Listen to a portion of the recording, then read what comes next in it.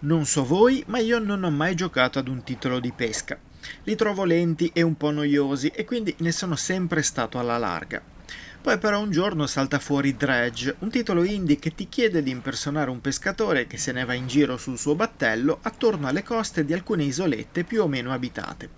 Il suo scopo ovviamente è pescare, ma l'elemento esplorativo e di navigazione mi prende all'amo. Abbiamo il nome Sailors all'interno del nostro sito, un po' marinai lo siamo nel DNA.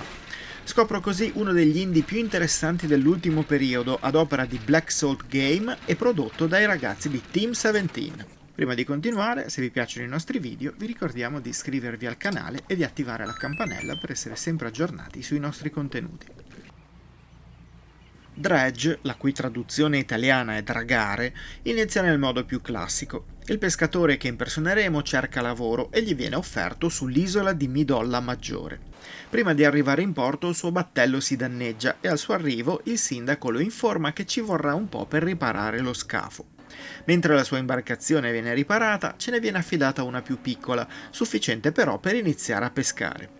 Farlo ci permetterà di vendere il pesce al mercato e guadagnare denaro con cui potremo ripagare le riparazioni e migliorare la nostra situazione. Prima di lasciarci andare per mare, il sindaco ci avvisa però di tornare prima del tramonto, per evitare la nebbia che sale e che può creare incidenti contro gli scogli.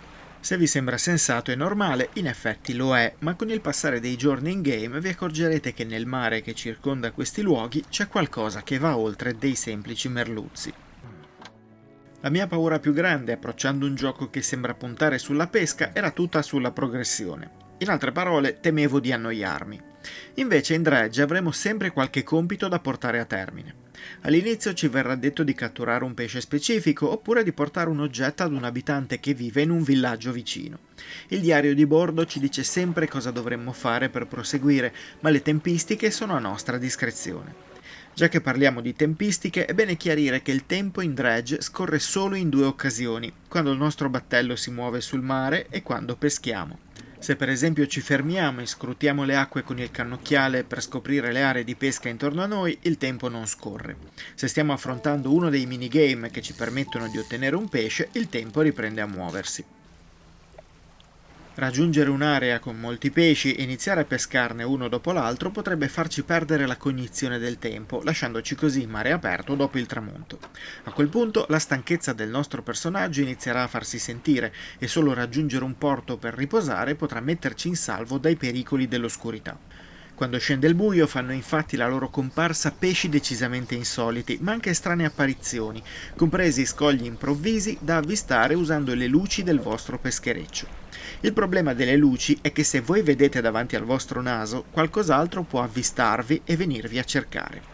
È a questo punto che Dredge si svela per quello che è davvero, un'avventura per mare ricca di tensione, capace di mettervi pressione anche solo facendo calare la notte e la nebbia che l'accompagna. Imbattersi in luci misteriose e vedere strane manifestazioni sono solo alcuni degli eventi a cui potreste assistere, mentre i compiti da portare a termine vi spingono sempre più lontani dal porto iniziale. Farete la conoscenza di personaggi che hanno quasi sempre un segreto e la loro scrittura risulta a fuoco e ben integrata in una porzione di mare così fitta di misteri. L'atmosfera, la narrativa e le emozioni che Dredge dispensa lungo le 10 ore abbondanti per completarlo sono accompagnate da un gameplay in realtà molto semplice. Tutti i controlli sono immediati da assimilare, così come la gestione dello spazio sulla vostra barca. Diviso in caselle, vi troverete ad incastrare pesci di varie forme all'interno degli slot che rappresentano la vostra stiva. Qui potrete anche ospitare strumenti come luci più potenti, motori più performanti e attrezzi da pesca di vario genere come canne, reti e nasse. Ricevere dei danni significa perdere uno o più di questi spazi e se al loro interno c'era un pesce lo perderete. Se invece c'era il motore, inizierete a muovervi molto lentamente con la sola speranza di riuscire ad arrivare in porto. Potenziare la nave tramite materiali di recupero sarà importante e per questo dovrete darvi da fare per dragare i fondali e cercare su coste su cui potrebbero essere affondati i pescatori più sfortunati di voi. Tutto è strutturato con una cura eccellente e quello che all'inizio poteva sembrare un titolo complesso e dedicato ad una nicchia di appassionati si dimostra invece godibile da chiunque. Il comparto tecnico di Dredge è relativamente semplice, ma non per questo semplicistico.